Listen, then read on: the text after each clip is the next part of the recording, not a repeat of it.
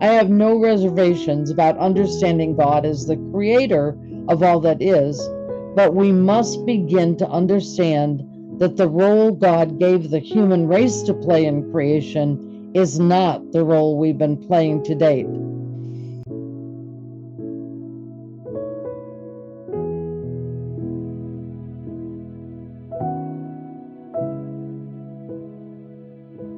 I would just like to share with you a little bit of my version of the creation story, my understanding of it. In verse 28, that's where it says to fill the earth and subdue it and rule over. And the Hebrew words are, and I probably won't pronounce them right, but I'm doing my best here, kavash, which means to subdue, and radah, which means to rule over. However, radah literally means to go and walk among the named things as an equal. God was not giving human beings the right to exploit all living things to serve their own needs and ignore any devastating impact that had on the planet. God was giving human beings the responsibility to respect God's spark of life within all living things, to see and to care for the Godness in all of creation.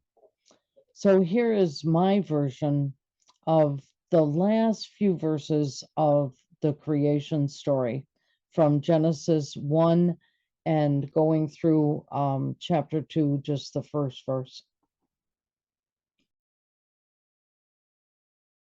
This is from the textbook that I used in seminary. It is James King West, Introduction to the Old Testament, second edition. And this is the world that is being talked about in this creation story. So I'm going to start again.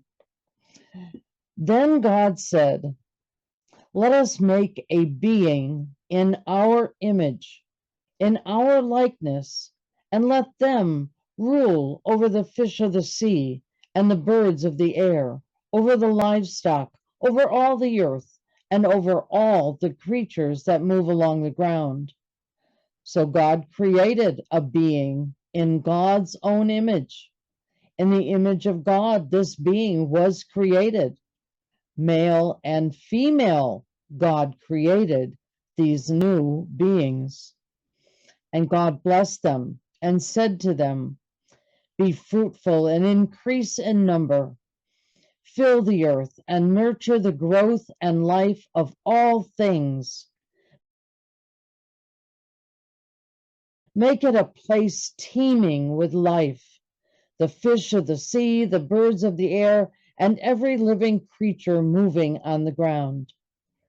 Then God said, "I give you every seed-bearing plant on the face of the whole earth and every tree that has fruit with seed in it. They will be yours for food. And to all the beasts of the earth, and all the birds of the air, and all the creatures that move on the ground, everything that has the breath of life in it, I give every green plant for food." And it was so. So you can see why the vegetarians like that last part of that story. And the reality is, we aren't doing such a good job of taking care of the planets. I have no reservations about understanding God as the creator of all that is, but we must begin to understand that the role God gave the human race to play in creation is not the role we've been playing to date. By the year 2100, the planet's population will be somewhere between 7.3 and 15.6 billion people.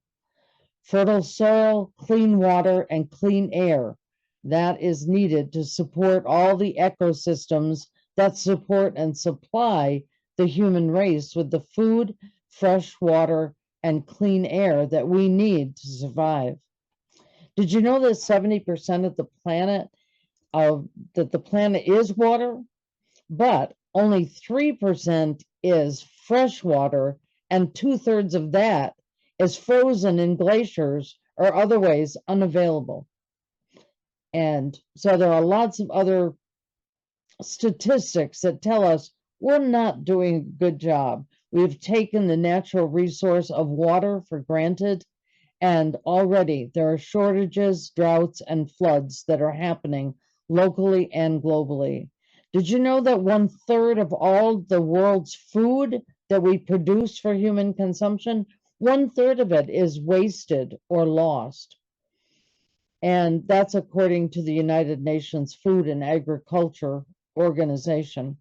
And the World Wildlife Federation estimates that 2/3 of the global population are facing water shortages this year. So this creation story we heard this morning, that's not what was envisioned for the human race. We were supposed to be caregivers and caretakers for this planet Earth. In the beginning, we were given a sacred responsibility, and we must do what we can to reclaim that responsibility and to challenge the assumption that God meant for us to do otherwise.